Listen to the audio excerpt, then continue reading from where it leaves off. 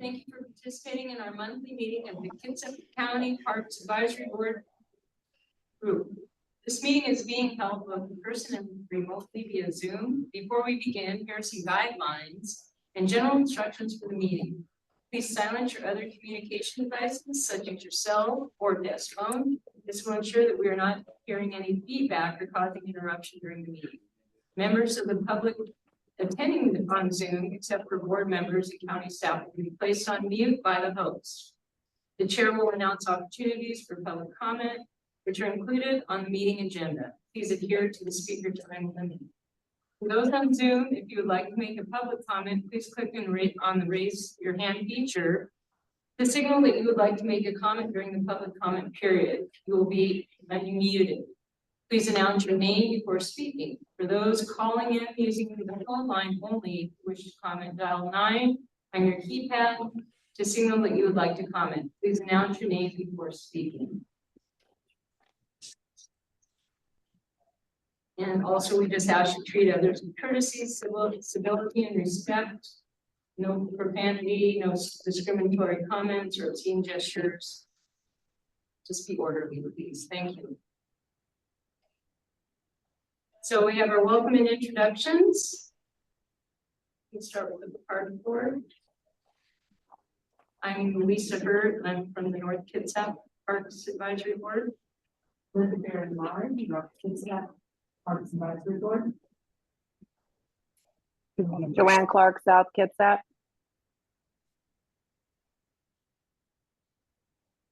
Nancy Whitaker, Central Kitsap. Hi, Amy Lawrence, Central Kitsap. Linda Barry Maury, North Kitsap.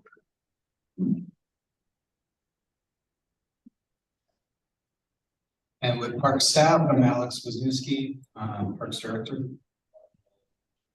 I'm Alex Hardy, Marketing and Event Supervisor. Aaron Bartleson, Natural Resources. Good evening, everyone. I am Brian Hoschel. I am Kitsap County Parks Maintenance and Operations Supervisor. Chuck Cazzetto, Public Relations and Communications Coordinator for the Parks Department. Victoria Lato, Natural Resources with Parks Department.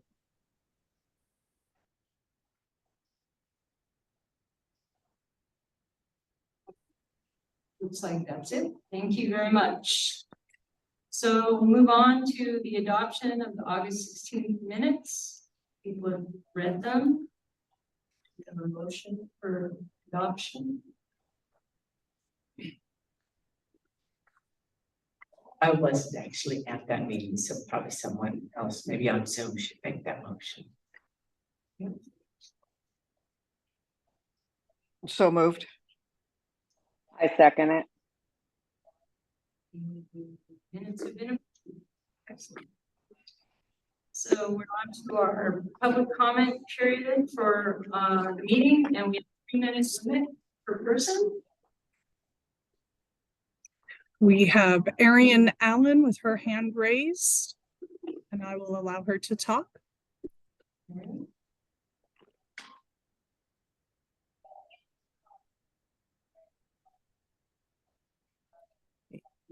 Oh, it looks like Marion, you are allowed to talk now. Sorry. Now you can hear me. Yes, we can. My name is Marion Allen. I've lived in Kitsap County 35 years, raised my daughter here. She's a UW grad. Anyways, I'm a retired microbiologist / biologist. A friend and I have a native plant group that we now have over 1,000 people at this point. I've taken the forest steward course, volunteered, and also spent many hours this summer leading people in native plant hikes, lots of hours.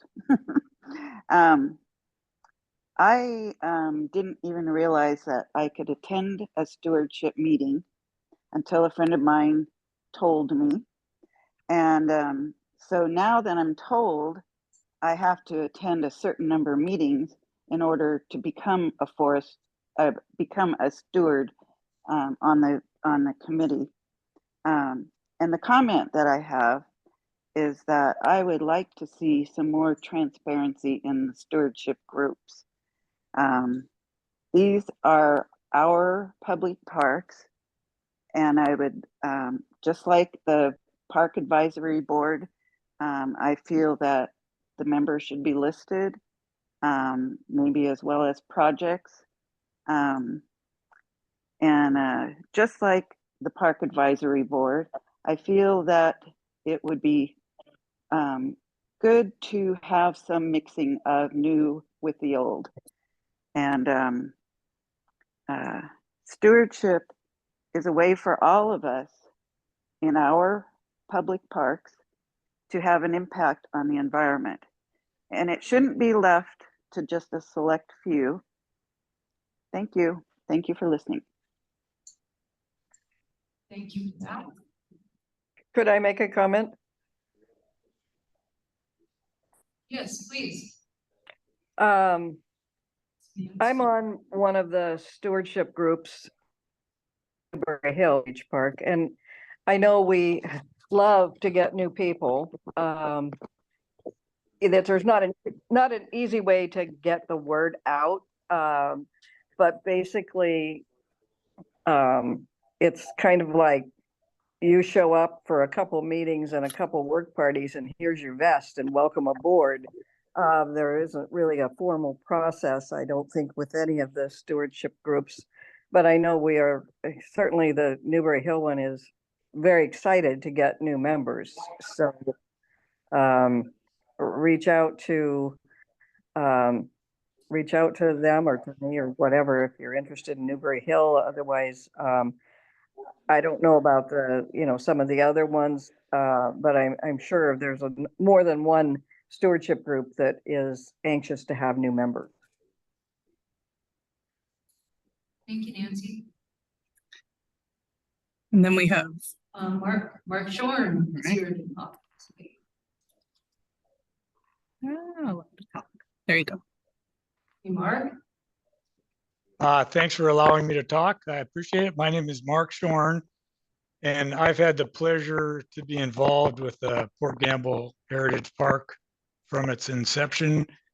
And it's been an extreme joy to watch the park first get acquired as a county park, and then watch it grow and become what it is today. And as part of that, I was the chairperson of the stewardship committee, and we always welcome volunteers and tried to have a representative mix of different user groups as part of our committee. I'm here to respond to a letter that Carol Price sent to you and the county commissioners, in that the volunteers are extremely important in the process of what we do here at the parks, in all of our parks. And they're a precious commodity, and they can very easily be turned off and not want to do it anymore if they're getting harassed or ridiculed or not feeling appreciated by other members of the community. So I'd just like to really try to say that the reason why the park is what it is today is because there's this collaborative effort involving all user groups to help first raise money to acquire the park, and then as we move forward to go through a lot of these decision-making processes and working with the county. And we do it for the public good. That's everybody's goal. And again, I would really encourage more members to be part of it and do that in a level of decorum that a meeting deserves. So thanks again for your time. Thank you, Mark. We have Elaine. And allowing Elaine to talk. Carol. Herrera. Elaine, you are muted. You want to unmute? Mute. I got you. Okay, so now you can hear me, right? Yes, we can. I've not actually done this on my phone, so I appreciate it with me. Thank you for this opportunity. My name is Elaine Herrera. I've been a resident of South Kitsap for over 20 years and have lived near Banner Forest Heritage Park for most of them. I was diagnosed with multiple sclerosis many years ago. This disease has taken me from a physically active life to now depending on a wheelchair to go more than a few feet. When I first moved to my current residence, I enjoyed the beauty of Banner Forest while walking, jogging, and biking. It's been about 10 years since I've been able to do these things. I tried once to take my heavy-duty power wheelchair on the main trail, but the terrain proved to be too difficult. I consequently abandoned the idea of never going to Banner Forest again. This summer, however, my husband and I have been doing more outings to different parks to try and give me that outdoor nature experience. We've had various degrees of success. The best experiences include walkways that are mostly level and are paved or hard-packed fine gravel. Most of these trips require traveling of 30 minutes or more. Because of this, it occurs to me, why not Banner?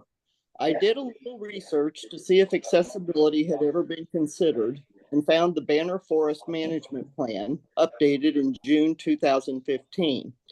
On page 12, there's language that talks about accessibility and creating a 1-acre handicap accessible nature walk and other accessible public amenities.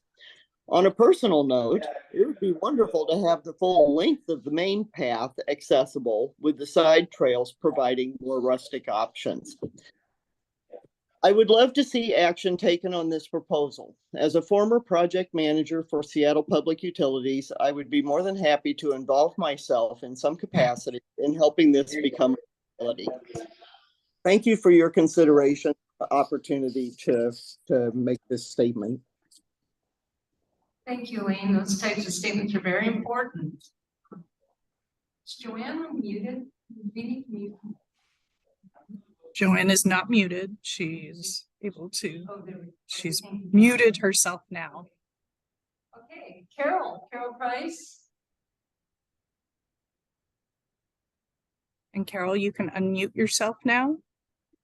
Thank you very much. I hope you can hear me.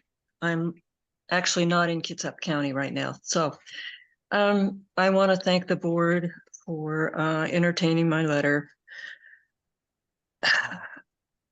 I guess I said a lot in the letter, so I'm not going to say much tonight, other than I beg you all to prioritize parks in general as sanctuaries rather than human playgrounds. The forest ecology of Kitsap County has been exploited for over 150 years. Restoration and conservation must come before recreation, ecotourism, and urbanization of our parks with projects like Arborwood and the STO. Our parks must serve as a sanctuary for nature and for us. Thanks for your time. Thank you, Carol.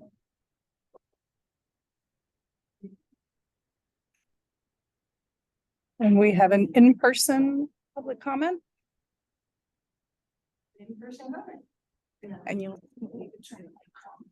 It's Lynn Shore. Hello, can you hear me? My name is Lynn Shorn, and I am a volunteer steward at Organic Forest Heritage Park. And I've had several projects that I worked on through the years. And I wanted to just, I have some notes here, and I just want to give a shout out to Kitsap County Parks. Thanks to Sierra Cross, she's an advocate for parks, stewards, and volunteer programs in all the North Kitsap parks. Multi-age and multi-type user for Gamble Forest Heritage Park is a joy to observe and experience. I want to thank Thanks to all of the work toward forest restoration, planting, wildlife corridors, trail maintenance, and ongoing planning to create a park for all. I am a co-chair of our forest fund. We had a successful campaign in raising money to purchase the timber rights of 756 acres in Port Gamble Forest Heritage Park. So environment is high on my list of importance. Recognition of attempts of the Port Gamble Forest Heritage Park Stewardship Committee to have action items moving toward the success of the park with careful balance of human use and environmental support and enhancement, converting a 100-year-old timber farm to a sustainable park environment. There has been a concerted effort by the long time or elder volunteers to minimize user conflict with signage, user group education, and communication and kindness exhibited by our hopeful example. In my opinion, insinuations through letters, recent letters by Carol Price, Environmental Coalition, insinuations of volunteer efforts being linked to monetary benefit, as well as bullying behavior in the park, in meetings and in letters to officials, is very challenging and does not assist in avoiding user conflicts now and in the future, or promote a healthy community park environment. I would implore on the Parks Board and our community to not have enemies. We should be working together towards common balanced parks. As Kitsap County Parks employees are working so very hard in our community for the benefit of its community users, they should be encouraged and supported. And I personally would like to thank them for their efforts. Thank you. Thank you, Ann. And I have a comment myself. Oh, Linda, why don't you go ahead? I wanted to. Sorry, I wanted to speak tonight about a long-term volunteer that we recently lost. Evan Stoll has been a member of Port Gamble Forest Heritage Park Stewards. He's been a member of North Kitsap Heritage Park Stewards. He was involved in both those parks before they had their all the land that they currently saved. He's been a long-term board member of the North Kitsap Trails Association. And after a long, pretty difficult battle with cancer recently, he passed away. Evan exemplifies in my mind, someone who came to the park with all kinds of interests and supporting lots of uses that wasn't necessarily his own. When he first came to the North Kitsap Trails Association, he came asking for our support for doing a beaver deceiver in land that still belonged to Pope Resources.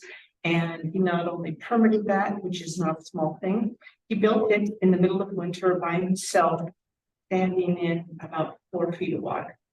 And that exemplifies the kind of commitment that he brought forward. He became part of the Kitsap Forest Bay. He helped us march in parades when there wasn't much else we could do. He made, costumes with the rest of us and danced as trees and octopuses and everything else in parades.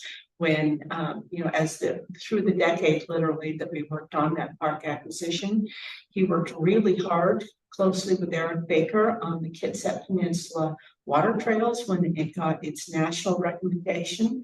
And despite the fact that Evan wasn't a kayaker, he went out and inventoried every kayak landing that was part of that water trail. Really remarkable effort. When we were building the shoreline trail up in Port Gamble, Evan was out there at almost every work party. When he had problems with his feet and couldn't walk very far, he made a booth, he fed everybody and welcomed everybody to all of those work parties. Evan has been an advocate for people and environment in a balance. He has advocated for uses that he doesn't use himself. He's worked for kids, worked for handicapped people, and he's worked for a broader community. And along the way, he spent positive and civil to everybody. And I just want to acknowledge the work and contribution he's made through the years, and how much he'll be missed by all the different organizations that have had the privilege of being with him for so long. Thanks. Thank you, Linda. Well said. He was a real jewel. Okay, and we have another comment, public comment. Yeah, I have a public comment that came into the department via email. It is addressed to the Parks Advisory Board from Kim Greenwood. It reads, I wish to make comments in response to a letter you recently received concerning Port Gamble Forest Heritage Park stewardship. Firstly, there are mean-spirited mischaracterizations of co-chairs and volunteers. This is not the kind of dialogue that builds community and fosters collaboration. All it does is create greater divisiveness and an us-them attitude. It takes time away from being productive on work plan objectives of the party. As a co-chair, we 3 co-chairs have worked hard to adjust the stewardship agenda to allow for public comment and dialogue within the time allotted for meetings. In fact, we have modeled our agenda to be similar to the Parks Board agenda. I think we are doing a good job. I'm especially displeased with unsubstantiated accusations about motives of the more senior stewards who have spent years getting this park to where it is. We all should be thankful for their foresight, dedication, and drive. As for myself, I am relatively new to the stewardship group. I have been attending meetings and volunteering since 2019. I have been a co-chair since January 2023. I feel welcome and my input valued. Myself and two others founded our Forest Fund and participate in stewardship meetings, as do several other community groups. I have never felt shut out from participating in meetings. I attend the subcommittee meetings. I value the hard work being done by the trails volunteers to benefit all users. I look forward to developing restoration goals and work plans. In closing, it seems to me that there is a perception that not getting one's way means not being heard. That is far from the truth. Ongoing, constructive, respectful participation is how to best accomplish current and future work plans for the park. Sincerely, Kim Greenwood. Thank you, Alex, for reading Kim's letter. It's great. And I have a comment to make, and it's more of a concern. The other day I went for a walk out at Port Gamble Forest Heritage Park and was walking down stumps, and about 3 or 4 years ago, I held a birthday event and we planted over 1,000 trees in the forest. And I'm a walker, biker, conservationist, environmentalist, whatever, but a lot of those trees that I was noticing that were close to the trail were topped. Like the people that were volunteering to clear the trail didn't even pay attention to trees that had been planted, which shocked me because all the work we spent growing these trees and then planting the trees were basically killed. So anyway, that concerned me first of all. And as I was standing there dumbfounded, looking at the trees being murdered, a biker came screaming down the trail, and I'm like, "Hey, dude, slow down!" And he goes, "These are biking trails. Get out of here!" And just started yelling at me, and then rode on. He was a young boy, whatever. And so I started talking to myself, kept walking, and then became aware of another biking event that was being taken place, and I was on my way to Fort Gamble, and that's where the biking race event was being held. Anyway, it was the last day of the event, and there were little tapes everywhere. You can't walk here, don't walk there, this way, that way, don't go this way. And I had a goal to get to Port Gamble, but I had to go a certain way. But the bikers had taken over that route. So basically, as someone who's put a lot of money into the park in donations and time and effort, it's just, I think it's a little unfair to block so many pathways for walkers to just be able to get from point A to point B. Yeah, and I was just curious also, being that we're concerned about money with the parks, and this is on a side note, how much money, I brought this up at the beginning of the year about how much money we're getting for these events. And it was a 3-day event. I have pictures on my camera of tents and campers and, you know, these people stayed there for the whole weekend at that, at the airport parking area, and it was huge, lots of people, so I'm sure there's a large opportunity to make a lot of money for the parks, just saying. And also they were routing them through Beaver Pond, which was really disheartening because that's a wetlands area and it should be protected. Why weren't they taking the main trail? Why were they going to Beaver Pond? And last comment, I'm sorry I'm taking a while, but I did walk the Hood, and it used to be one of my favorite trails as a walker and a biker. But now it's specifically a biking trail and it's rated more difficult. I mean, it would be almost impossible to walk that trail right now. And I realize it's in the middle of the clear cut, but it's just a shame that that trail is basically not even a walker trail anymore. So I'm afraid that, you know, the comments I've been hearing about the biking coalition or Evergreen Mountain Bike, I don't know who they are, the people that are bike heavy in that park, it's kind of becoming more of a bike destination park versus, you know, the park that I put all the money into when I originally thought it was going to be a, you know, a sanctuary park kind of. I don't mind bikers, but you know, I do want to have some trails remaining for walkers. So, and I did notice one thing in the notes today that there's 25 special events marked for Port Campbell Forest Heritage Park for reservations. And I was just wondering how many of those reservations are for biking events and what kind of money we expect to be generating. That's what I have to say. Thank you. Okay, sorry. Okay, moving right along. We have another comment? We do. Okay, we have one more comment. It's like in the back. Sorry. Right.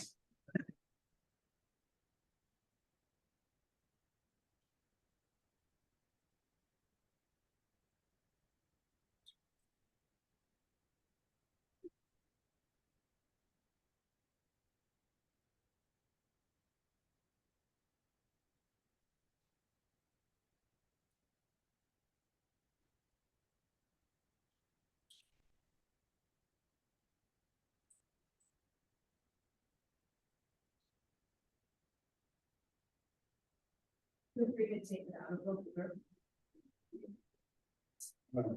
Good evening. Thank you. My name is Joe Lucia. I'm from Indianola. This comment tonight changes directions. I'm addressing openness and transparency on the part of the county and the Parks Department. We've got four items. The first one is that during your July meeting, there was a discussion about stewardship group and Park Department problems.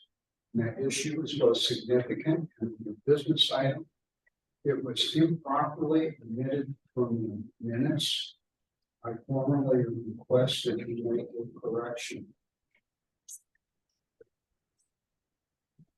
Second item goes back to 2 years ago when the county granted extensive easements through the North Kitsap Heritage Park to OPG properties and utility companies. These easements violated the state Recreation and Conservation Office guidelines and the deed of right. Now, this is the important part. I think you should have known that 4 months ago, the Parks Department was informed that RCO had determined that those easements constituted a conversion, that the county had committed a conversion that's equivalent to a larceny in criminal terms. So this is a significant legal matter, and the county will likely have to make restitution. There will be a public hearing as part of that process. And I think this is something that shouldn't have made public to you and to the Board Commission. It's quite some time ago. Third item, the parks capital improvement plan, 2/3 of that is for one line item, $1.9 million to be spent at Fort Campbell this year. So 2 or 3 months ago, we asked for a breakdown of that, and we're still waiting for a list of how that money is being spent.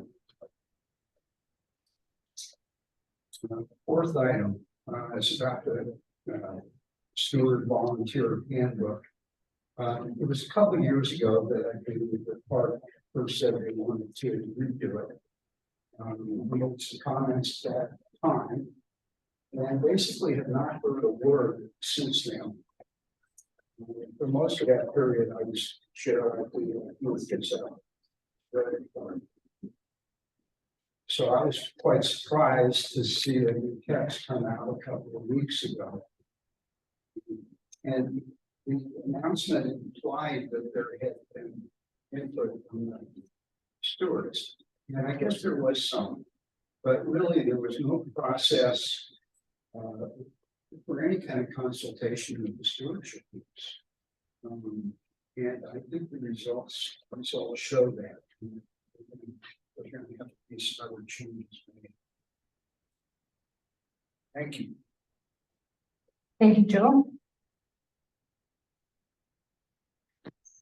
That it for our public comments for today. That way, okay, we're on to special presentations, reports. Alex. All right, good evening. I'm Alex Hardy. I'm the marketing and events supervisor. So in my position, I oversee events in our parks, picnic shelter rentals, community building rentals, athletic field rentals, and then events here at the fairgrounds. So tonight I'm here to discuss the BOCC, so the commissioner sponsored event program that we have.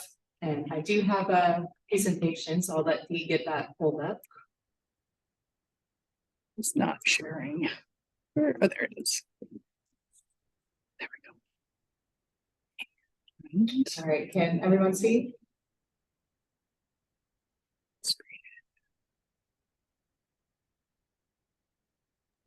Yes, we can see it just fine online. All right, thank you. So tonight I'll just briefly run through the history of the commissioner sponsored event program, the financial impacts to the Parks Department.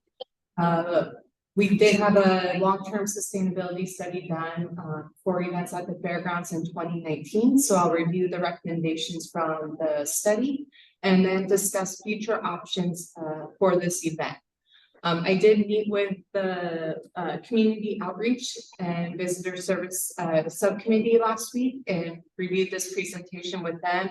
And so at the end, they're going to make a recommendation for the board to move a motion through so that we can take this to the commissioners in October with our plans on this program in the future.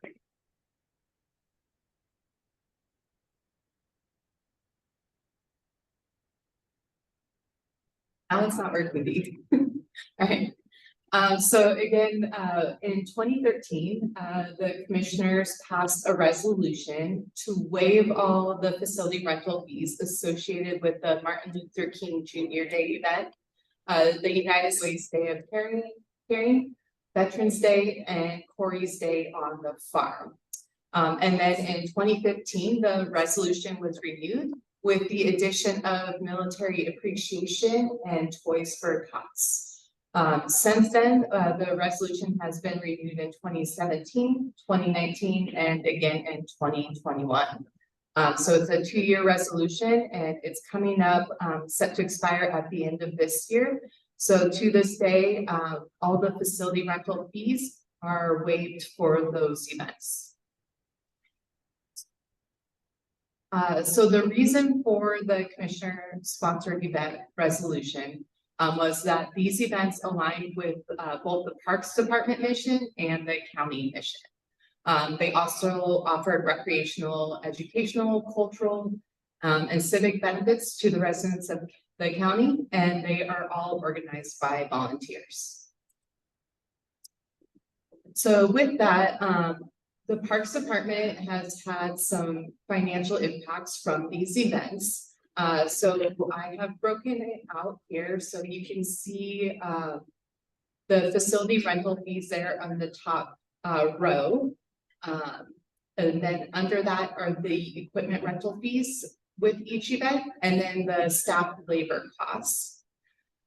These are all estimated costs based off of historical data I had. The next two rows that are in a little bit darker green, the fire permit fee, and then the pipe and drape and sound fees, those are all expenses that the Parks Department is paying for these events. And so then you can see the total costs there in the bottom for each event, with a total financial impact of about $73,000 to our department. So each year we are absorbing this sponsorship program in our budget. So in 2019, I'm not sure if any of the board members were here or recall this study, but we had KCS conduct a long-term sustainability study here at the Kitsap Fairgrounds. Within that study, they called out in 3 separate locations that the county commissioner should be informed of the loss of revenue and costs associated with providing these events for free. So with that, that was during COVID or right when COVID happened. So now we're here in 2023 as this resolution is about to expire at the end of this year. We're looking at options for how we can proceed in the future. So I will now go into those options. Okay. Good. So with that, my staff and I worked and we came up with 4 different options of where we could go from here with this commissioner sponsored program. Option 1 is maintain status quo. So renew the resolution again and continue with the same events being sponsored under that program. Option 2, continue with the current program, the same events. However, the Parks Department would be compensated for the financial impacts from the program. Option 3 would be to create a new BOCC sponsorship program. Not sure what that looks like. That would be something we would probably be responsible for if we went with that option. And then the 4th option would be to dissolve the program altogether. So the next few slides I've detailed out the pros and cons for each of the 4 options. Option 1, again, this is to maintain the status quo. The pros would be the continuity, familiarity, the minimal additional costs. My staff know these events. We've been doing them since 2013. So in terms of setup and maintaining the events, it's very easy for us. And potential for improvements with those same events. Again, we all know what we're doing and we can improve upon those events. Cons, lack of innovation, stagnation, inefficiencies, and missed potential. So the second option is to continue with the BOCC sponsorship program. However, add that the parks is compensated for the financial impacts we've absorbed from this. So the pros for us would be the financial sustainability, resource allocation, and flexibility. With the cons, competition for resources, limited availability. So with that, these are all events produced by nonprofits, and every other nonprofit event we work with has asked to be a part of this program. So with it, we are limiting and it's not always fair or equitable to the other nonprofits in the community. And uncertain sustainability here at the bottom, we've already seen that with the United Way's Day of Caring. That event has dropped off since COVID as they found a better way to run their event that gets more volunteers through the door. And then option 3, so this would be to create a brand new sponsorship program. Again, really no idea what that might look like, but this would give us opportunity to address shortcomings with the resolution or the sponsorship program, allow for new participation and new reach, new technology. With that, the cons could be resistance and mistrust, especially with the current events that we work with.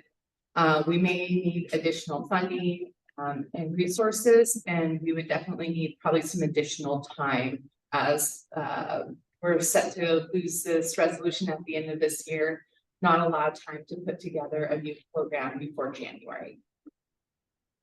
Yeah. And the final option would be to dissolve the BOCC sponsorship program altogether. So with this, it would be cost savings. We can focus on our core activities. So with that, what are our priorities with the PROS plan we have going on right now? You know, it would open up time that we can potentially focus on some of those items called out in the PROS plan. We could reallocate some of our funding and loss the financial impacts that we have absorbed the past few years, and give us time to evaluate the program and figure out what is the best way to proceed. Cons would be the program value loss, disruption and disappointment, especially with those current events, the impact to the community and our reputation as a Parks Department. So with that, I did meet last Monday with the Community Outreach and Visitor Service Subcommittee, and I know Amy, Lawrence, and Lisa are both here from that, and so I would like to hand it over and let you guys provide your feedback and recommendation to the board. Sorry, Lisa, putting you on the spot again. No problem. I think we were all like in agreement that we thought the commissioners should probably take that program back and reconfigure it. And I know money is a big problem with the parks. That was part of my decision-making part, just trying to figure out, how the commissioners decided that the park should have to pay, to run these programs, because it's an awful big hit, $80,000 to fund these programs when it was their idea in the first place. So yeah, I think that there is room for reworking of that whole idea, although I think it's a great for the community to have this ongoing resource. But I also think, just like I mentioned about the biking, it's like, well, the people that have the money and are out there using the parks and stuff, they're the ones that should maybe be putting in the money, and then that money is to give to the nonprofits. I'm not sure how that works, but anyway, maybe Amy has another idea. Hi, no, I agree. I think it's option 3 is the one that we all landed on, including Amy Smalley, and just seems like the most fiscally responsible for the Parks Department. It doesn't seem right that it's a Board of County Commissioners program that the Parks Department ends up paying the whole bill for. And if, it wants to be continued, I think that they should have some role in funding it. And we envisioned some sort of simple kind of grant-like program where the nonprofits that are looking to, use the space would apply for funding to be awarded to them on a case-by-case basis from the commissioners. And that's I think option 3 that you showed earlier. And I recognizing that is, putting some burden on you, Alex, and the Parks Department to kind of create that program or propose that program. But I don't know that it needs to be super complicated. And it also allows for other nonprofits other than those specifically identified in those resolutions to, be awarded similar, benefit to using the parks facilities.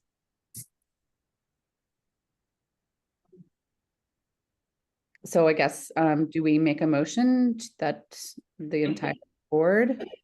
Yeah, so I think Linda has a comment, and just to clarify, it was option 3 that you, the subcommittee had recommended to move forward with. Okay. I wanted to share just a little bit of background. I used to sit for 7+ years on the Kitsap Public Facilities District Board. And when we revamped the fairgrounds with the Kitsap County staff, There was an extensive study and review of all the different fees and nonprofits. And at that time, almost all events were nonprofits. So, you know, the county was trying to choose between, you know, the young, the people, the groups that, you know, with young people working, you know, learning about the rodeo and how to raise animals, and soccer clubs and children doing this. And it was this huge burden on the Parks Department and costs. And it was a significant problem. And when the Parks Department took on that work, this room was filled with angry people at every meeting, I think for over a year. It was a huge staff drain, you know, and I believe that this, you know, what's been operating here, which is these few events were sort of commissioners' favorites at the time, but, you know, and it was decided that all those different nonprofits, whether it was the soccer club or the, you know, the 4-H or something like that, everybody had to contribute. So I would just be wary of the amount of staff time and the controversy that you could walk into and trying to do it, because it was tough on everybody, and it was a significant staff drain, and I just can't see the Parks Department being able to do even more of this. I mean, this $8,000 drain a year is plenty. You know, if you are going to open it up to a whole lot of hopeful nonprofits, I think you'll be really impressed with how many people ask for subsidies. Yeah, I don't know, I would want to at least limit it, that it would be not, you know, the subsidy wouldn't exceed what's already there, because I think it could just be kind of a bit of Pandora's box.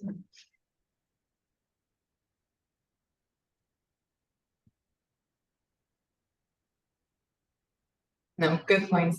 Thank you.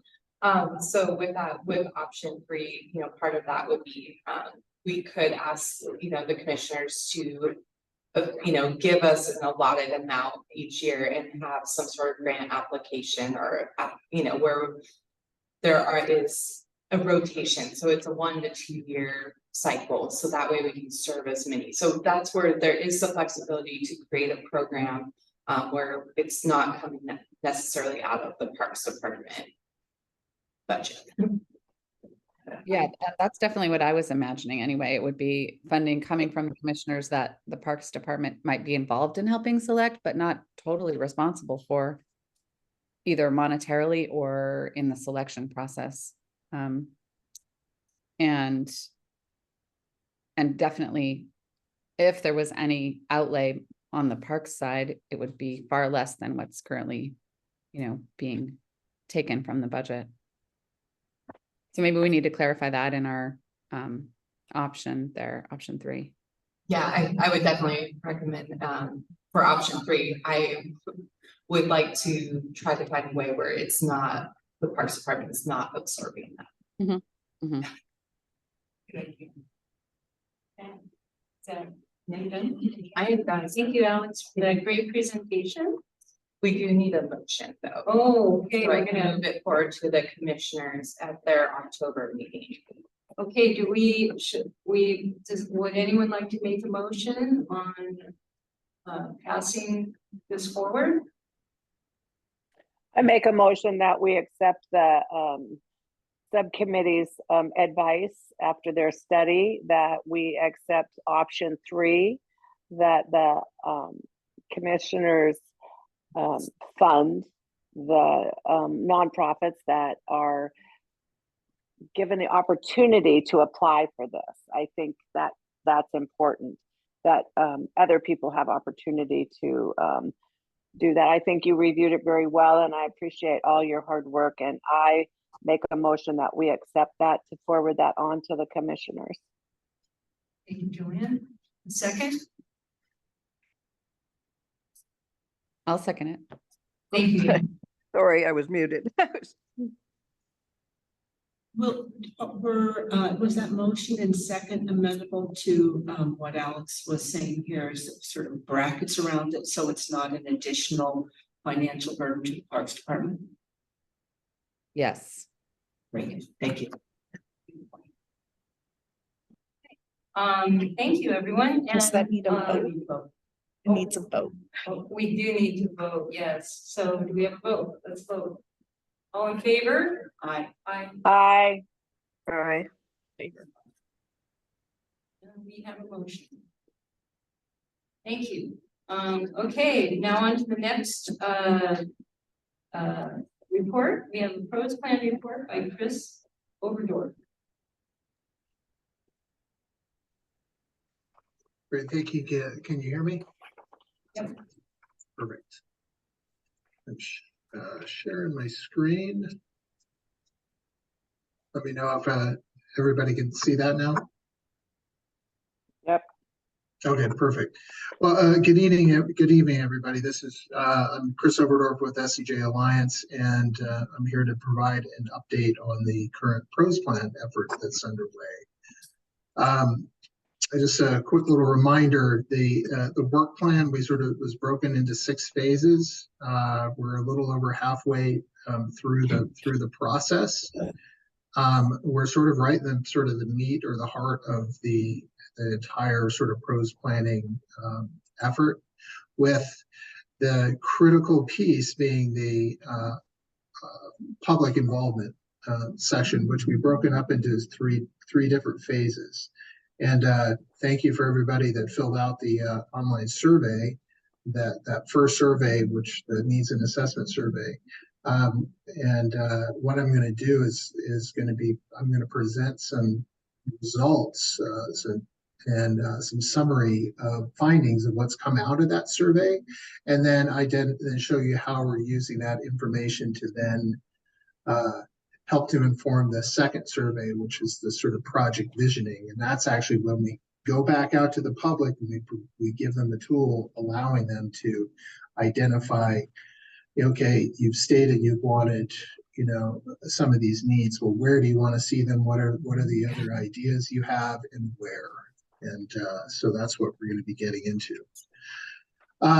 The survey, the needs and assessment survey, ran from June 6th, and we actually let that run through the end of August. It was posted on the city's website, Facebook, Instagram. We sent out, Chuck had sent out email lists, and as well as providing hard copies in 2 languages at the Parks Office, county locations, and other specific parks. We were able to, after we removed the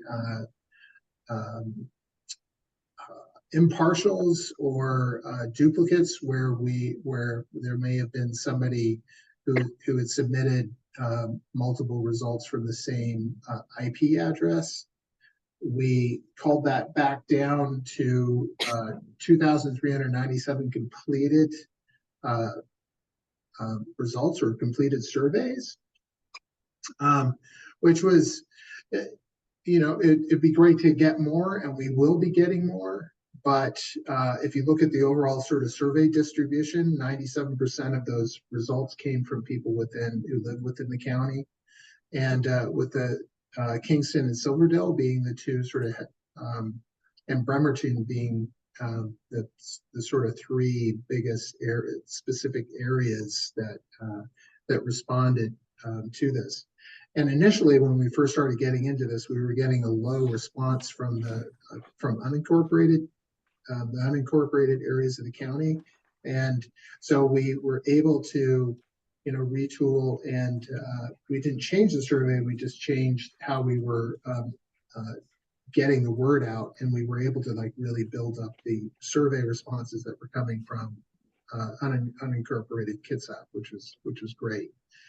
A heavy majority of the people that did fill out the survey were ages 40 and above, which is somewhat typical with a lot of these sort of initial sort of needs and assessment surveys, because they tend to be very sort of tabular. And the second phase of the survey, we should see, especially with school back in and some of the engagement that we're working on with the school district, we'll be able to sort of build up that involvement coming from, especially like teenagers, 20 years and younger. Out of that, out of all the respondents, though, we had a majority of them were families or parents or guardians with children that were 18 and under. If you remember, one of the questions we had in that survey was like, we wanted to identify which parks people are using the most. And I'm sure a lot of this really isn't that big of a surprise, but North Kitsap, Port Gamble Forest, Point No Point, Silverdale Waterfront, Newberry Hill, those are the sort of top 5 most used parks, with New Region and Lala, the new Coulter Creek as being the sort of least used park so far. And then out of all of the elements that the Parks Department actually maintains, if you look at most of the votes or most of the use was really coming from sort of passive nature trails, open space, natural habitats, walking paths, biking, hiking, running, with some other support facilities, like picnic shelters, shaded structures, as well as, the use of the fairgrounds and some of the other sort of community structures around. And then some of the biggest barriers, though, and we actually saw this heavily also in the comments, was sort of people were just sort of unsure about what parks were where and how to access them. And then followed that by safety and security issues. And then, and this is a big surprise, the need for more restrooms, especially at some of the parks that are a little bit farther out. And you can sort of see, and even that sort of the fourth bar, amenities are sort of too far away, or they're not available. So it's sort of a distance and connectivity thing that is sort of keeping people away. What we did is we went back through all the results as well as all the comments, and we organized them into a series of sort of key summary themes. And this is just by sheer count, the sheer number of comments. Access and safety was sort of this #1 sort of theme, with lots of requests. That also included requests for improved trail maintenance, because people sort of saw that as a life safety issue. And then desired for more security enforcement in parks and so forth. But and then followed closely by basically safer, more stronger connections between where people are living and where the parks are. So more trail development and connectivity, updating the trails and pathways for accessibility, adaptive, creating trails and updating some of the existing trails or new trails so that they can handle adaptive, accessibility devices. And really just, it was really about a connectivity issue with, adding additional trailheads and fixing bridges and some other, creating, sidewalks and other things that will allow people to get safer access to the parks. Number 3 was the recreation facilities and programs, pickleball courts, BMX tracks, pump tracks, indoor, lots of comments about indoor recreation for the, obviously during the fall, winter, and also into spring, that's sort of the wet season. And more support for youth and other adult sports facilities and programs. We were also sort of hearing that from the school district as well, that there's just this overwhelming need for and requests for access to athletic fields and those kind of facilities, as well as, quite a few comments about an equitable distribution of field access. So, or access to these kinds of facilities and programs. And then and again, this is just based on sort of sheer volumes of the comments as well as some of the responses. Nature preservation and conservation, you know, it really, people were sort of really worried about, you know, climate change and how these natural open spaces and these habitats are going to be conserved. Lots of comments about how these natural habitats are critical public infrastructure and the impact of development on these kind of areas and support for conserving open space and forests. And that last one too calls for setting aside open space and conserving forests. There was quite a few comments related to, you know, making sure that some of these nature spaces, just because we have like that nature space doesn't mean that we need to get people out to it. There should be places where nature can be nature and is set aside, and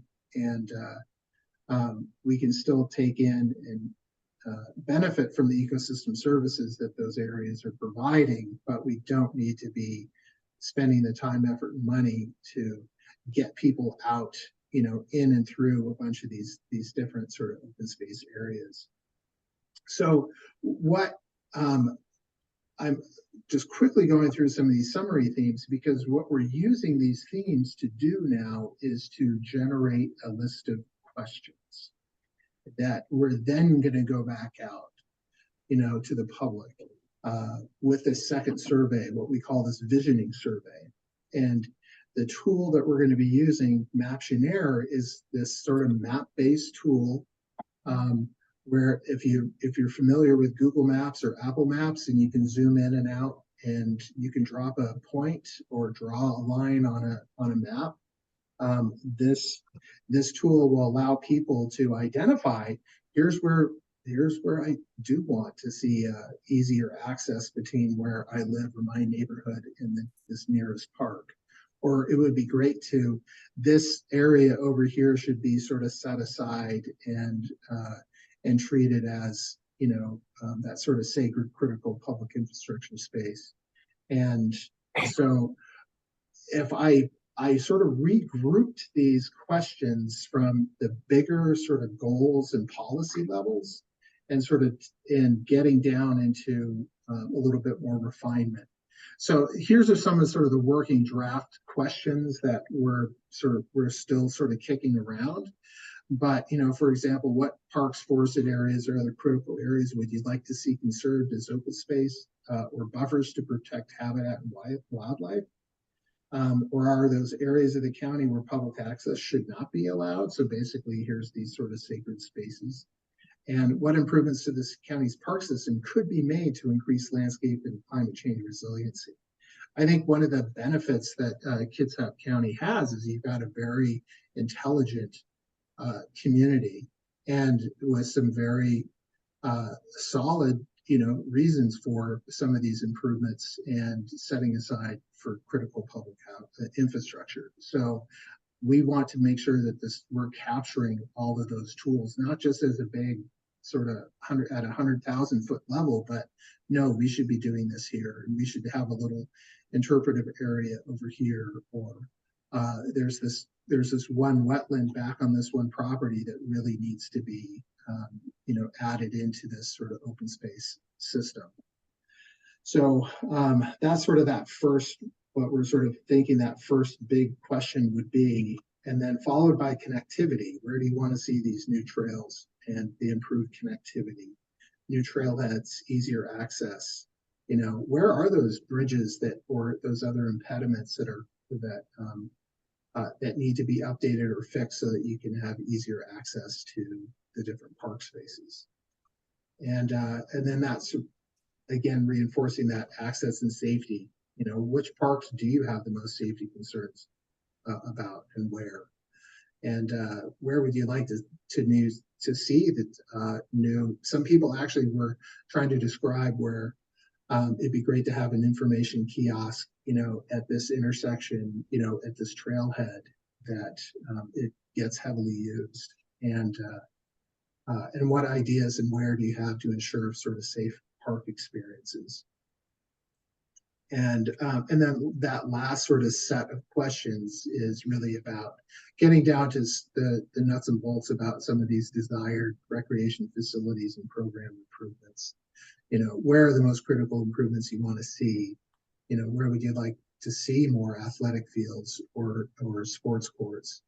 And where would you like to see some of those ancillary or support structures, including restrooms, shade shelters, those kind of elements.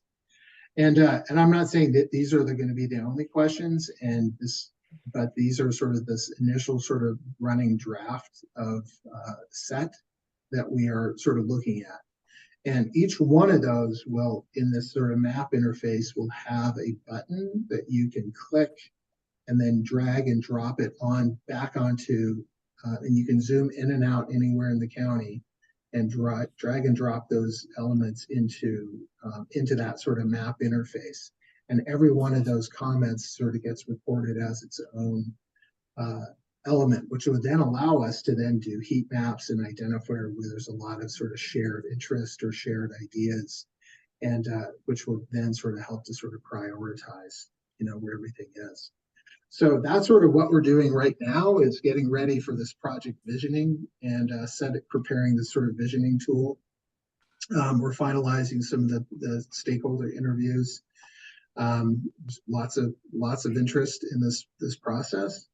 And we're finalizing the inventory and assessment section, and I would say it's not update the goals, objectives, and policies, but it's actually have this sort of working draft set of goals and policies that we can constantly sort of go back as we collect more information from the public. We can then use that information to continue to refine those policies into exactly what needs to happen for this PROS plan.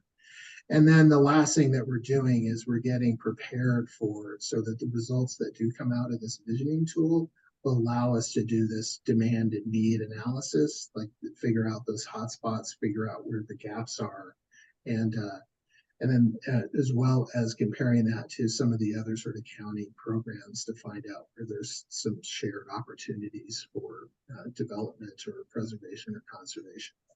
So so that's sort of where we are right now. And so any questions?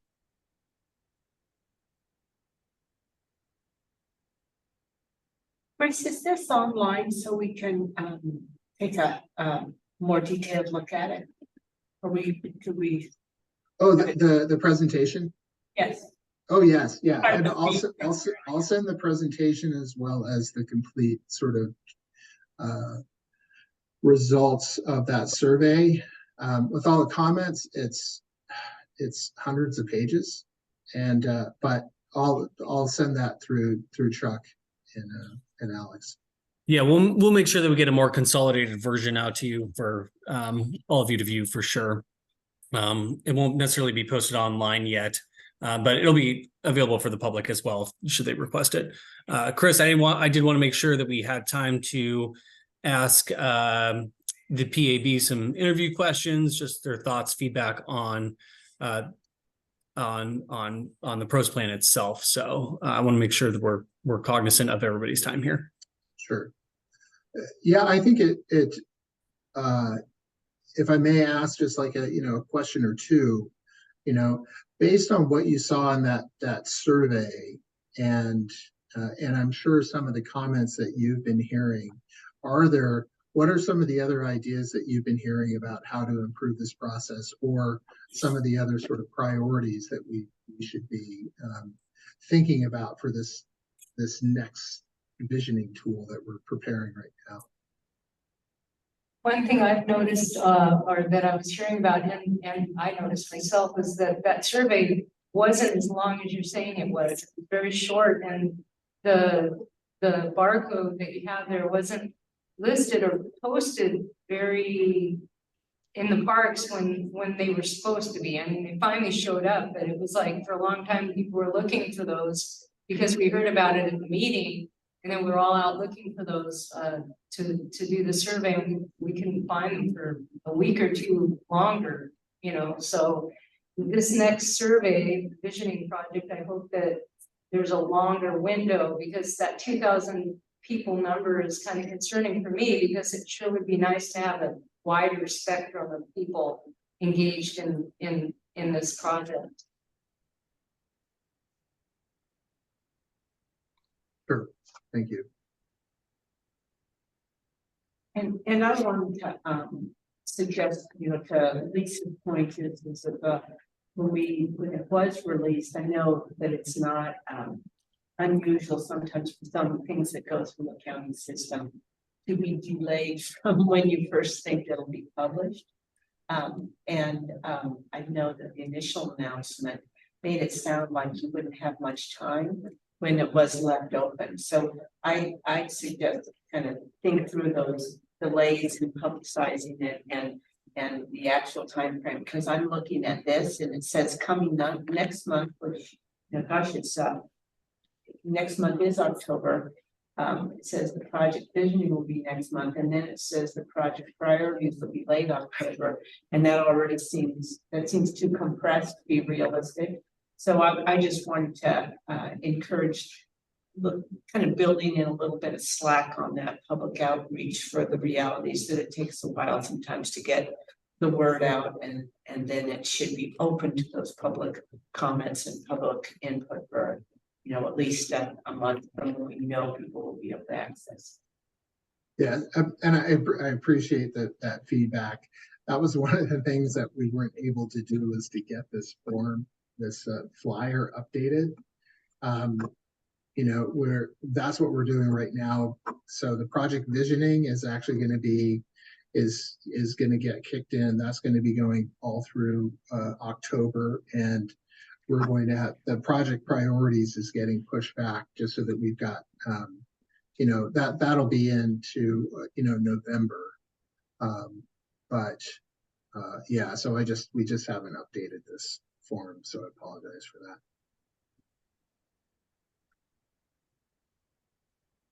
Any other questions?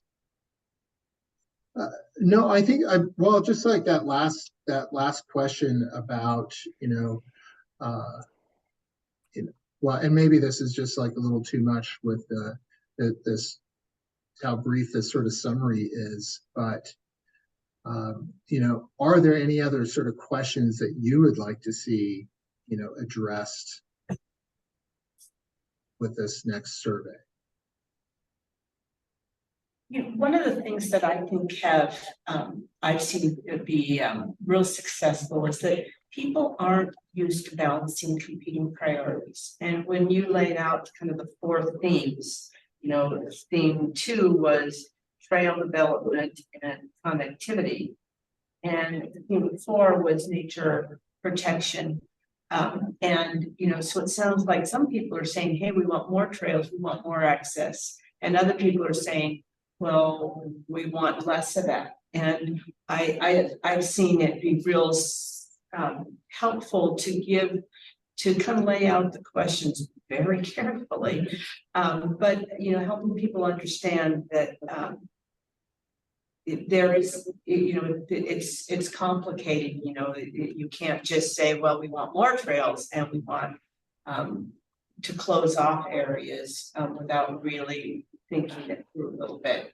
I know I have worked with a survey with Trust for Public Land, and they had some professionals, you know, craft those questions, you know, with I personally, I never could have, because it's so easy to ask questions in ways that can be kind of leading or not highlight to people that, you know, which one is. For instance, I know in the North Kitsap School District, they used to use ones where they'd say, if you had $100, how would you balance it between these competing priorities? And those kind of things make people think, oh, which would I do? Because it's pretty easy to figure out, you know, answer something and say, oh yeah, I want it all.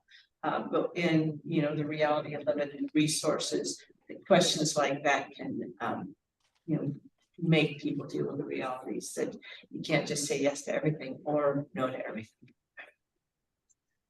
No, I was just gonna say, just, yeah, when we get into that project priorities, you know, after we identify these sort of projects, and a lot of those projects will have multiple sort of shared, you know, benefits. And whether it's, you know, because we may want to close down a trail in a certain area in order to protect a certain area, but, you know, create a different trail that could also function as a safe routes to school, you know, in a different area. So there could be sort of multiple sort of shared benefits that we receive from. And we actually do find when we go through this process that some of these project proposals or ideas, they are addressing a bunch of those different questions. But we will like really, these are those, this first set of questions is really just this stream of thought that we're going to continue to refine over the next, you know, week or so, and before we sort of get this going. And then, but then in that project priorities phase, that will be very similar to that. You've got $100, and this acquisition project is worth $40, and this trail project is worth $5. You know, how do you want to put your money, you know, towards this? So we're actually going to be asking the public to help us sort of prioritize what those things. Chris, are. can I jump in here, Chris? I think just moving away from process real quick, this is a great opportunity, and kind of part of what we're looking to do in this meeting is to get the feedback from the PAB. So if you could ask them some of the questions that we are doing with like the stakeholder interviews, and get their feedback here. We can take some things offline as well, but I think we should take this opportunity if that's okay. So if you want to jump in and ask some of those questions that we're going for, going a little deeper into the stakeholder interview questions, that'd be great. Sure.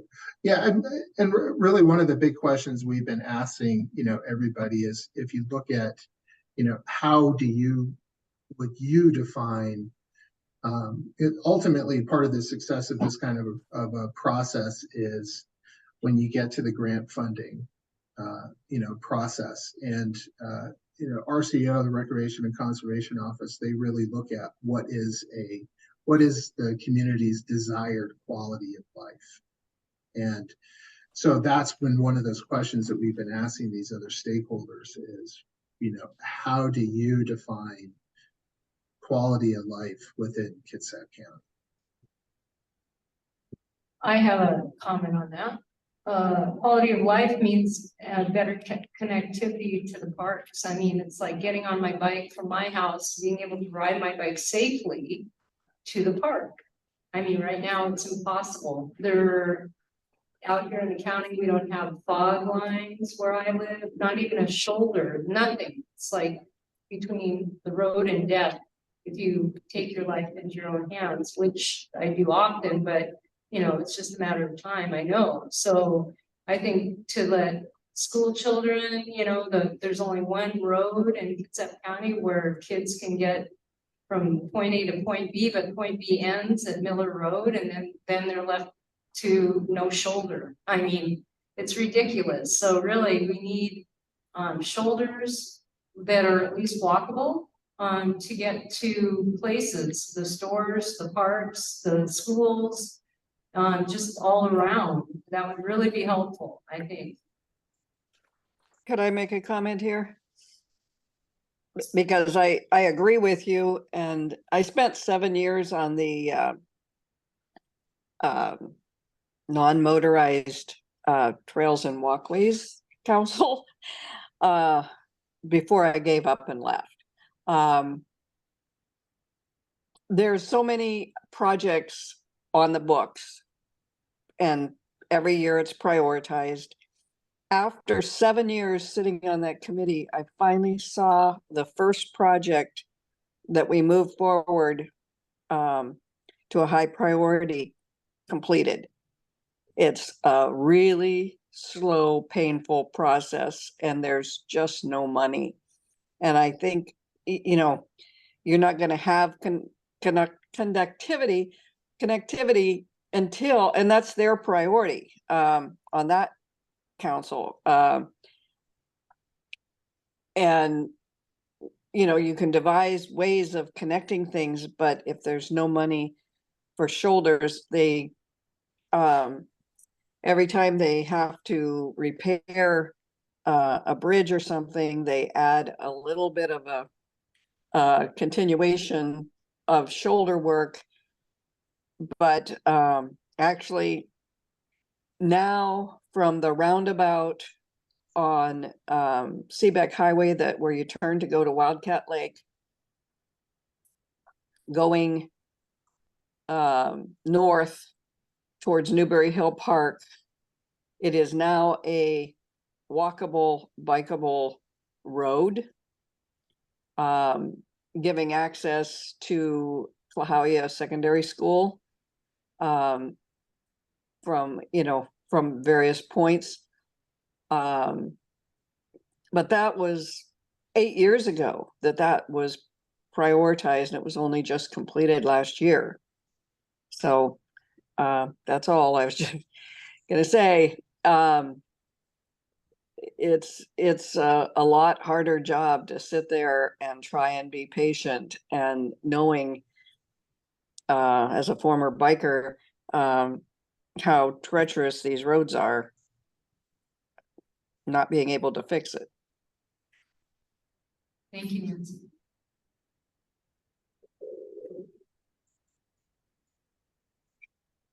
I think that, you know, if I were kind to reflect on parks issues, because I think Nancy's right, is that Lisa's comment is, you know, a little bit of, there's an overlap between parks and sidewalks and connectivity. But certainly I have long seen, nobody would build a road that wasn't completed, but our bike facilities are often built in little pieces. I've heard people joke, it's like, okay, instead of building like a string of spaghetti, you just gave us a segment. And, you know, that is nothing, almost, it's really nothing useful. But I do think it's important to think about quality of life for a whole diverse group of people that live in this county. I know when my kids were little, I spent a lot of time at playgrounds, and I ended up doing a lot of volunteering on playgrounds, and then I ended up spending a lot of time on soccer fields. And you know, as my kids grew up, and you know, to me, certainly trails has been a uniter, because I know when North Kitsap Trails did our surveys years ago, you know, having walking trails accessible for people was people's number one priority, regardless of age, regardless of where they lived. But there were a huge number of bicyclists, and I'm not a mountain bicyclist, but there are a lot of people that are, and I think that it's we have to make sure that we're addressing the diversity of people that live in this county, including people that are less able than ourselves, because one of these days it might be us.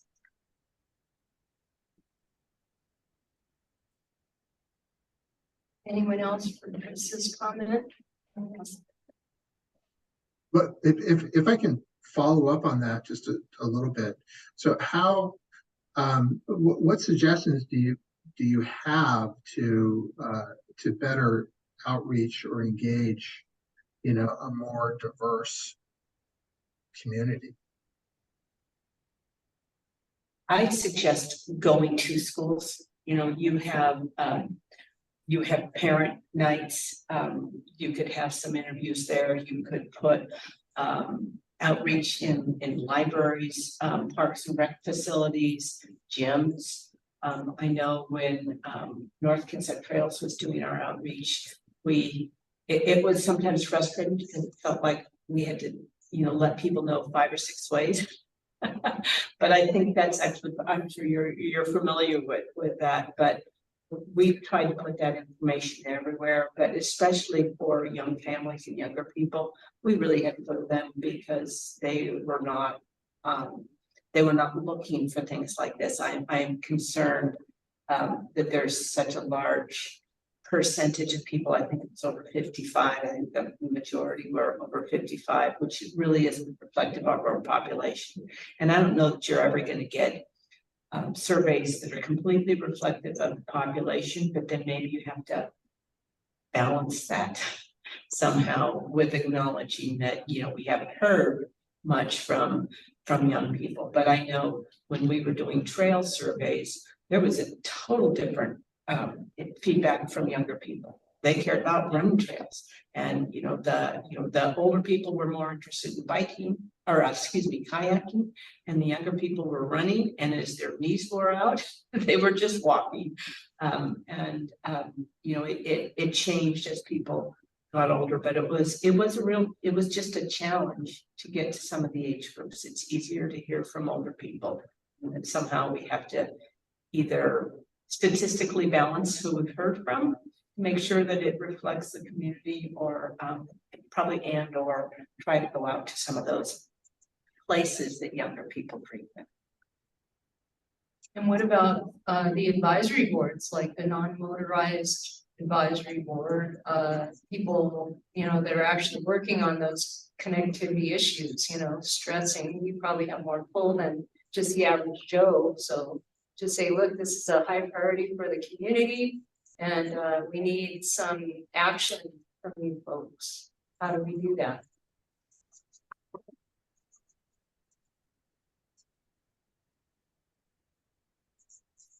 Great, thank you.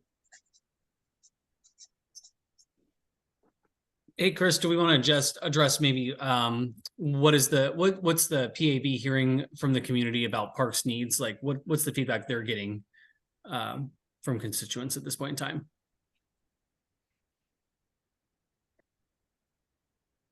Yeah, you're asking that to the PAB, right? Yeah. Yeah.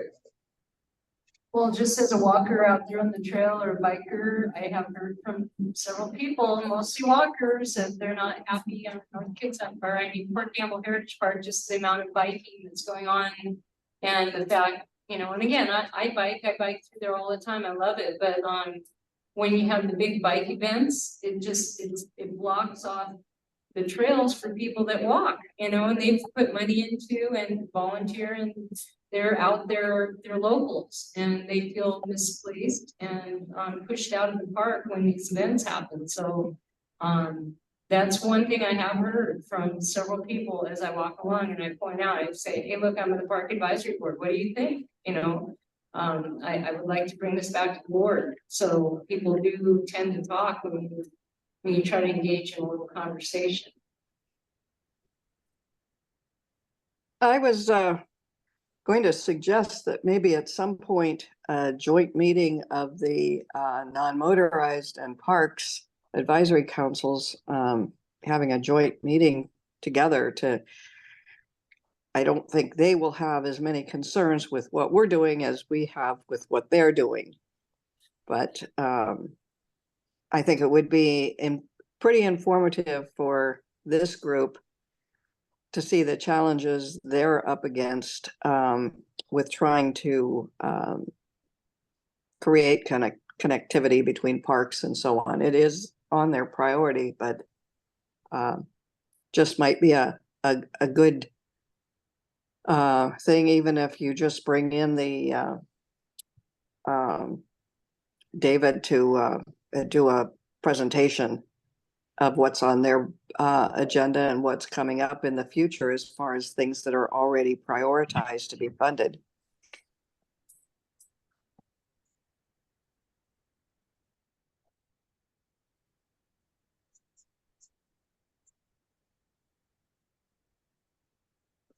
No, that's all really good feedback. I appreciate it. Chuck, is there anything else? Yeah, I think we want to hear maybe what some major challenges or just challenges in general that the PAB sees for the Parks Department at this point in time. I wanted to speak to kind of what Lisa was talking about, user conflicts. And I do think that, that I've heard like, I mean, I've heard, some bicyclists say that they thought it was, particularly Port Gamble was for bikes, and it's like, actually that wasn't the background. But I know I was out in the park this Saturday, and there was a very large event happening that was school kids, and it was a competition. And I'd been at the work party in the morning, and then, by the time I got to the afternoon, I was actually walking on Secret Squirrel, which is a location that 2 years ago I had a pretty close call because I was walking on the trail when I didn't know there was an event in progress. Hindsight, I should have known, but I had suggested we put like reader boards so that people knew maybe when an event is in progress, you don't want to walk on this trail. But there were a lot of young people, junior high, high school, out there testing their skills, and some were less skilled than others. And I was walking the Secret Squirrel specifically for one of the things that Lisa had mentioned, because I knew people needed to try to widen some of the clearance so you had more visibility. And I was really impressed with the work. And then suddenly I had maybe groups of 15-year-olds, 50-year-olds come in a row, and I had to step back and let them go by. But personally, I was inconvenienced, and I decided to go home. But I think it's really important to welcome those young people into our park. I think this is the only school event. And, for me, it wasn't a day for me to be walking on a little single track trail when there were literally, I think maybe 8 schools competing. But I know back when my kids were little, were in high school, Hansville Greenway decided that they wouldn't hold events. And so my daughter's high school cross country team had to run the streets. And, I think it's sharing's hard. User conflicts are going to happen, and I think that as this park evolves, we're going to have to work on the user conflicts and try and figure out ways to help it. But I do think that part of it's growing pains, part of it's figuring out, how to deal with it, and I do think that user conflicts are we have to manage them, and but they will happen. But at least for me, I was, despite the fact that there were a whole lot of people on the trail I happened to go on that day, I was really glad to see school events out there, and so many people, not me, and so many people enjoying the park at different ages. And it seems to me there are ways to avoid the conflict by, basically the people in charge, letting all the kids know, look, this isn't just a biking area, and there will be walkers, so walkers should have the right of way, especially on non-taped off trails, and there should be a corridor. I mean, there's enough park there where the biking routes can go in a certain way, and the walkers can at least have a way to go. So, if that's told to the event providers, look, you need to, create your trails so that they aren't going through wetlands, you're not damaging, sensitive areas, and you're going in an area, leaving a corridor for people that aren't bikers in your event to walk. I mean, that seems rather fair and easy. And it's just really hard for, people that aren't aware, like you are, and then because you've been part of the parks for so long, that people that aren't aware. Hang on a minute. Not easy, anyway. Joanne? I'm not sure if Joanne had a comment there. If you do, Joanne, feel free to jump in. Chris, I know you got to jump soon. Are there any other specific challenges that anybody feels we're facing here in the near future or long-term future?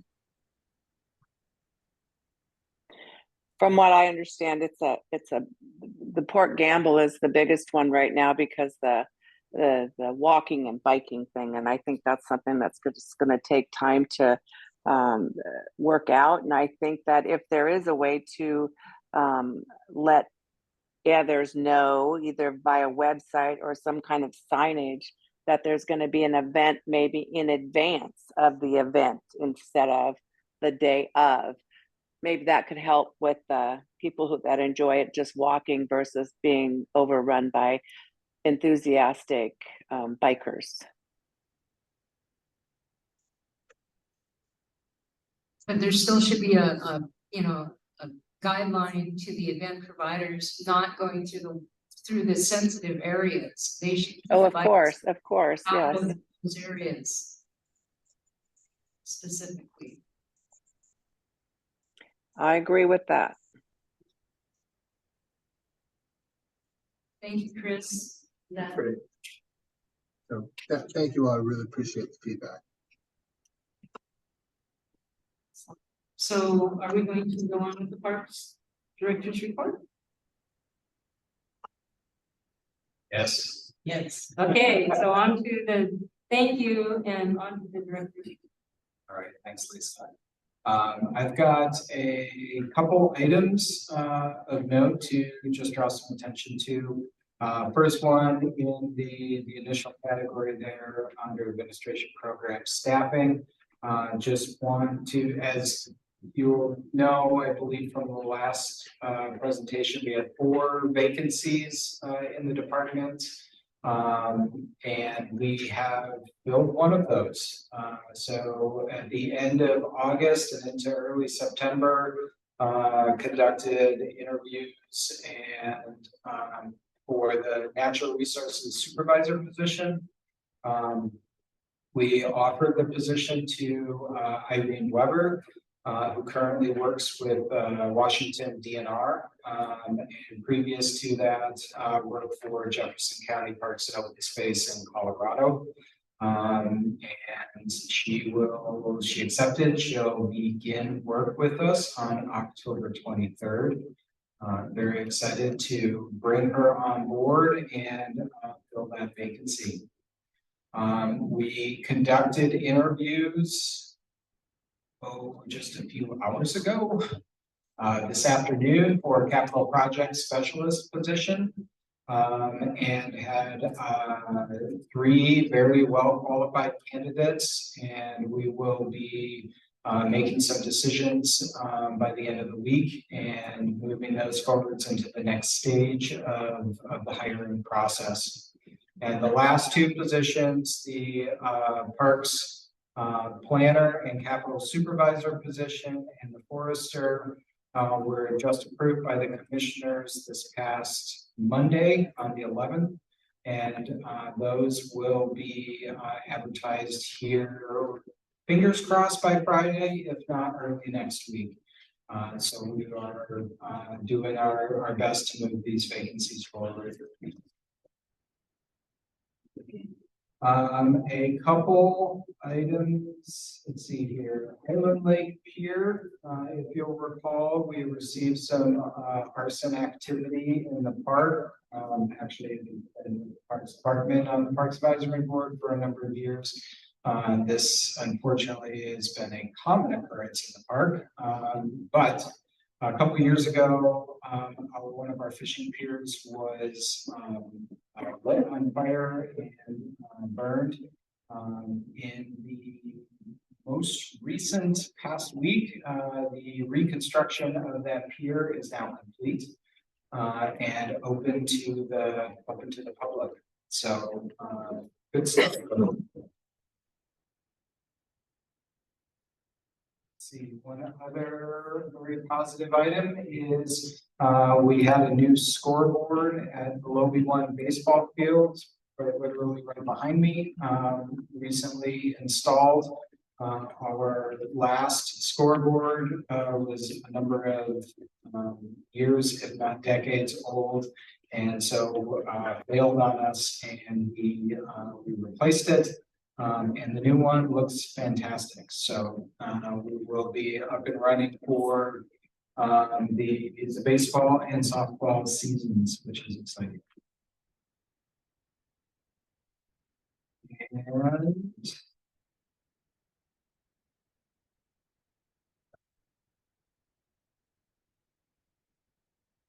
we Recently, if you'll recall, a few months ago, actually it might have been at the beginning of the year or the end of 22, we shared with the advisory board a graphic that we had turned into educational interpretive signs that about our restorative thinning program. It was kind of designed in a comic book fashion that kind of walked through what we're doing, why we're doing it, and the various benefits that go with that. Those have begun to be erected in various parks across our system. We have a number of them in Port Gamble. I believe we have them in Berry Hill.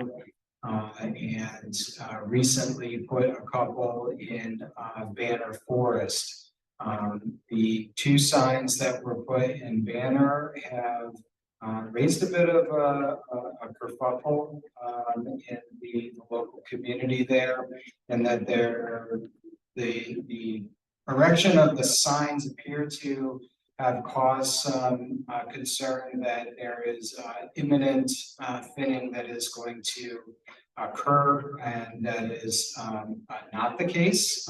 These are educational signs that we're putting up across our park system to help provide education on the program itself and what we're doing.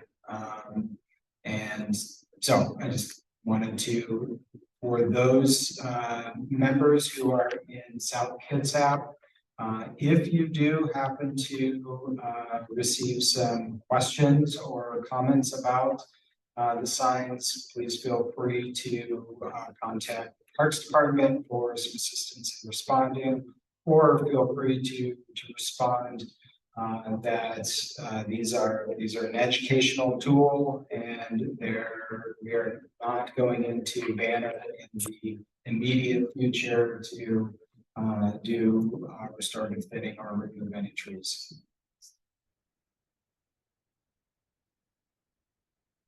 North Kitsap Heritage Park. And there were some pictures of this included in the package.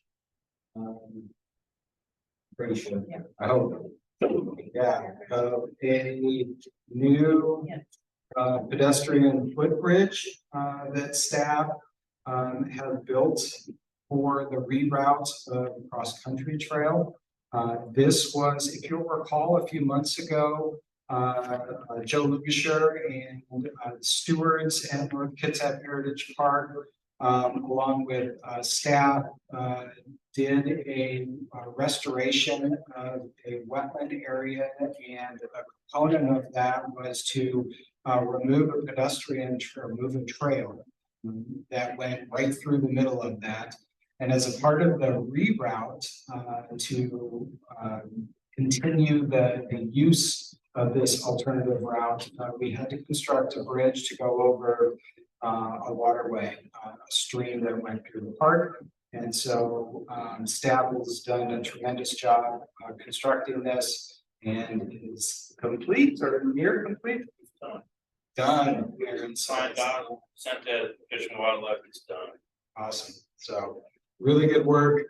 Exciting to see this, the routes reopened just in a different location and away from the really great restoration work that was done in the park earlier.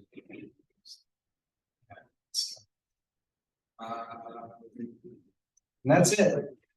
Those are kind of the highlights that I wanted to draw some attention to. There were some other things, a couple other topics I shared with the commissioners this morning. One was an update on the pros plan, and one was an update on the topic that Alex talked about. The events that will be, the VOCC sponsored events will be taken to them in October. I don't need to bring that up tonight because we already went through those in a whole separate presentation. So with that, that kind of concludes my director's report. Happy to entertain any questions relating to any of the items that I shared. Alex, I had a question on the Port Gamble parking lot down by Stottlemyre. And I think that this report and the previous one basically said that was still in procurement. Yes, that's accurate. So it has not been released for bids, Not yet. so it's probably coming up on delays for construction, or is nobody really? So I don't have a definitive answer on that at this point because the efforts have taken a little bit longer than anticipated to get the bids out to the public. But we're working with the procurement offices, pushing as much as we can, and we are still very hopeful that we will get it done in 2023. We have construction management already lined up from Public Works to provide assistance to the department to lead that. We just need to get it to the construction phase so that Public Works can do the construction management. So will it be going out for public bid, or will Public Works be doing the construction? No, it'll be going out for public bid. One of their engineer / project managers is going to do the management of the construction itself. So, but they're not going to do it with their own in-house staff. It sounds. It's It's raining a lot. taking a lot. Yeah, I'm sure you're more frustrated than we are. By the way, It's so usable as it is right now. So. Right, the size of Yeah. stuff on there, right. Yeah, it's the delays are frustrating, but we're doing the best we can. Any other questions for Alex? No? Okay, we'll move on to subcommittee reports. Community outreach, visitor services. That was, I put that on the agenda in reference to the fact that this past month that subcommittee met, and we touched on, yeah, sorry. That's okay, I wasn't making sure. Okay. District representative reports. Any old business that needs to come up?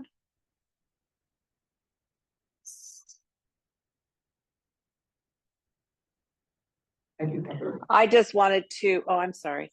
I just wanted to say that the other day when we went down by the Lala Beach boat launch, there was probably 25 to 30 kayakers. So we've been found down there because you couldn't get a spot, but there was a zillion kayaks and it was fun to see, just so it's well used. Excellent, John, thank you. Linda? I did want to report out on the organic stewards meeting. From the comments, you can probably ascertain that there was a bit of a controversy. In the last couple of months, we have had some of the volunteers being feeling harassed, even while they were working as volunteers on group projects. And you know, then you also had heard from someone who didn't think she was being listened to. And it's, you know, it is hard in those meetings to have people who are just always unhappy and interrupting. I personally, I think that this overall group, and it's changed over years, people come, people go, but, and people have different interests. Oftentimes when people come in with, you know, sort of their particular interest,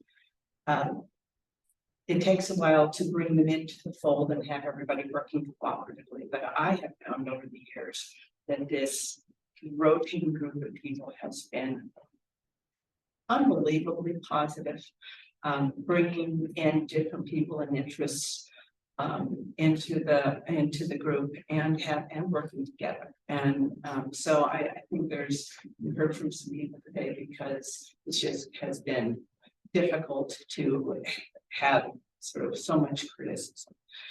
There was also a lot of discussion, and I know Alex, probably some of these questions are going to be coming to you from Sierra on some of the specific things. We had asked previously when we prepared a draft work plan about the readiness for additional plantings, because with the agreement in the bulk of the forest with Hope Resources, now Rainiers, that they would plant commercial Doug fir. And way back when those first clear cuts were happening, we had presentations before the land was purchased and how we would be able to convert that land to a more natural mix of native vegetation. And at the time, essentially, there were kind of two different options. Either you wait for those trees, the Doug firs, to grow for probably about 5 years. And then when they're big enough, they would provide some protection to the more diverse trees that can be planted underneath it. And those bigger Doug firs will protect them from deer browse, evidently hemlocks, cedars, lots of other more diverse trees are, excellent nibbling if you're a deer. So that was one way, and then the other way was planting more diverse trees as young trees, but protecting them from deer browse, which is more expensive and isn't part of the contract. So in a previous meeting, we had asked a Sierra about how we'd actually put in into the budget. It's like, hey, how about some money for diversifying some of these trees? And Sierra did respond that, the decision was to wait for 5 years, and we all know the struggle of getting. So glad to hear that natural resources supervisor is coming on, and hopefully the forester will be next. But the initial clear cuts up there, we all believe are about 20. They're more than 5 years old since it's been planted. It's interesting because I was going through some of my photos. I sent some to Sierra from 3 years ago, from 6 years ago. And, some of those trees that were planted as little bitty seedlings are getting to be 6 to 8 feet tall. So there's a lot of interest in diversifying both trees and doing another mix of native vegetation. There is a potential grant. But so there's a lot of questions about, can we move forward on that now that those trees are 5 years old? We also had some questions about, I think there's some questions about the PSE, some of the removal of the fence in there. And, just updates. I think the group is interested in updates in the overall master plan. So those were kind of the questions. We had a pretty good size work party last weekend that was a mix of tackling Scotch Broom. Man, that Scotch Broom is, anyways, it's some work, and it's a big park. And we were kind of feeling like we're trying to free the seedlings, but when the Scotch Broom is 5 feet tall and the seedlings are a foot, I think that's going to be an ongoing challenge. I think Aaron is nodding with that because you just don't have enough volunteers to tackle that. We did suggest as one of our budget items this year is maybe there's professional assistance with some of the invasives removal, because that's just a big project. But also, Lisa, I wanted to address a couple of things that you've mentioned and maybe in a future time, some of us can come to this board and talk about the work that has been done in the park, because I think there's been so much staff turnover, and the people don't know, kind of the projects that have been done. So specifically for mountain bike events, one of the very first projects that was completed before it was even a park was because the beavers are active, and they kept expanding the beaver pond. So the initial trail was getting too close. The beaver pond was moving towards and even over portions of the trail, and there was some real jerry-rigged little boardwalk kind of things. They were pretty crummy. And so one of the very first projects, and when I was looking to my pictures, it was done with Steve Starlin from Parks, but completed over 5 years ago, was moving the Beaver Pond Trail further away from the beaver ponds and doing a new boardwalk instead of those little jerry-rigged things. And also making those little spurs that had gone down real wildlife viewing platforms, eliminating the bicyclists, the horses, the dogs from those routes. And that was done specifically because the airfield is the only place with very substantial parking. So the only place that events can happen, whether it's running or bicycling, is the airfield, because that's where the parking's at. And if you're doing an event, whether it's the high school kids that were there this weekend or the runners or anybody else, they do a loop. They start in one direction and they come back. So they almost always start at the airfield. They start on the logging road and then they spread out, maybe in a 13-mile route or whatever it is. Then they come back on the other loop, the Beaver Pond, because they almost always start at that same location and finish at that location. So that project was done specifically to reduce the impacts of the active recreation on the Beaver Pond area and move people away from the wetlands. The other reason that many of us advocated for the Wright Park is to move the bulk of the most impactful active recreation further away. And, but with the master plan, moving at the pace the master plans moving, the goal had been eventually to have more of that active recreation up high on the ridge and further away from the wetlands. But that is not going to happen overnight. It's going to happen slowly over time. And even that first parking lot is not nearly going to be the capacity of what's at the airfield. Now, the airfield is on Rainier land, it's now on the county parks, but that parking capacity is why those events start there. They tried events in Stonemeyer, they tried events in town, but that's there, and that's why that first project was focused and made a super priority, is to get that active recreation further away from the Beaver Pond.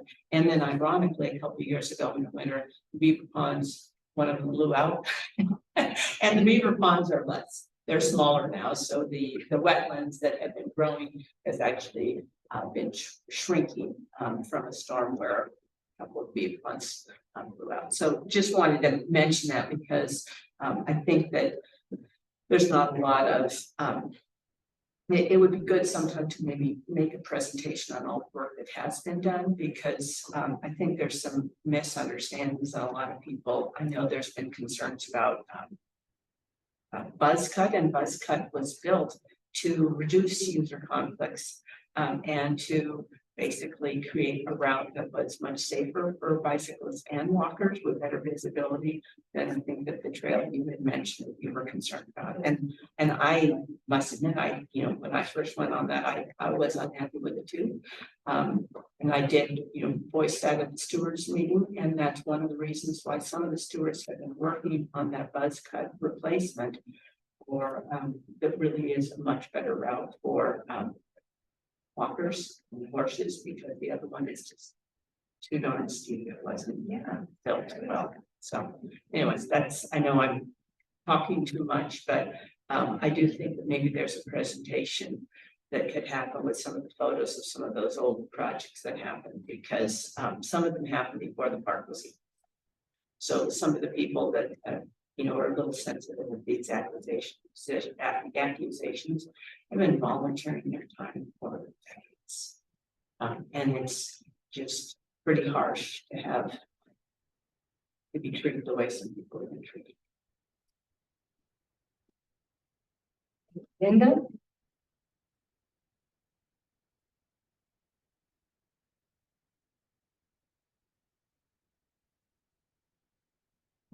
I guess any other old business?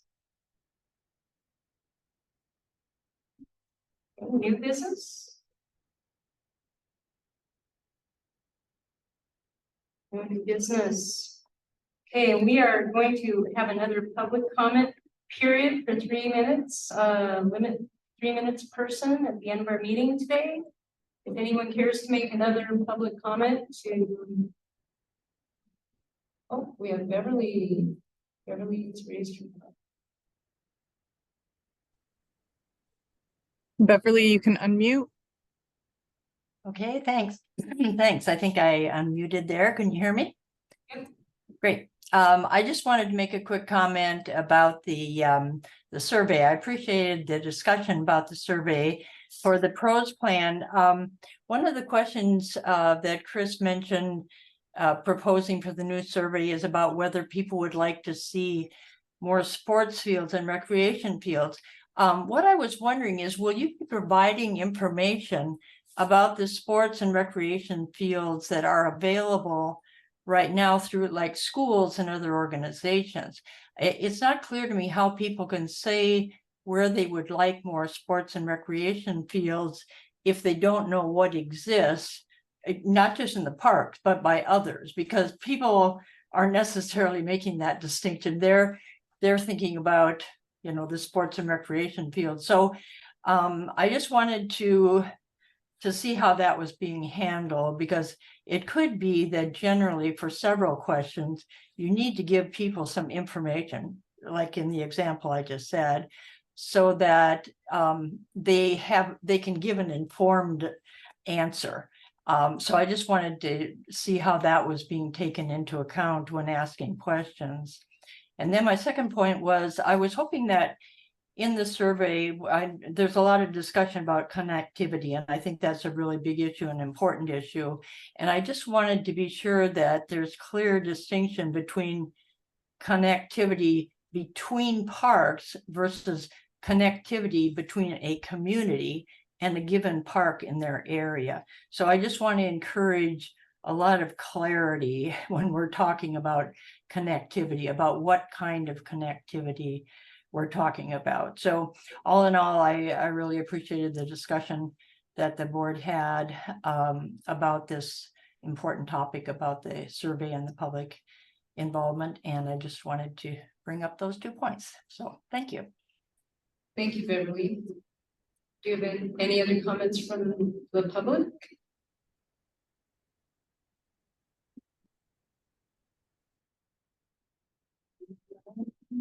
No? No more comments? We're done with our comment period for the night, so I make a motion to end this meeting. You have a second? Oh, I'm gonna second. And a second. Okay, so I guess our meeting is adjourned. Have a good night. Thank you. Everyone, bye.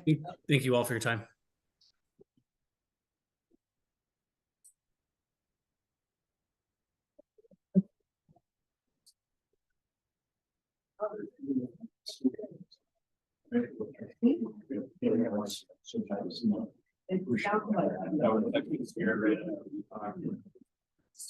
Yes,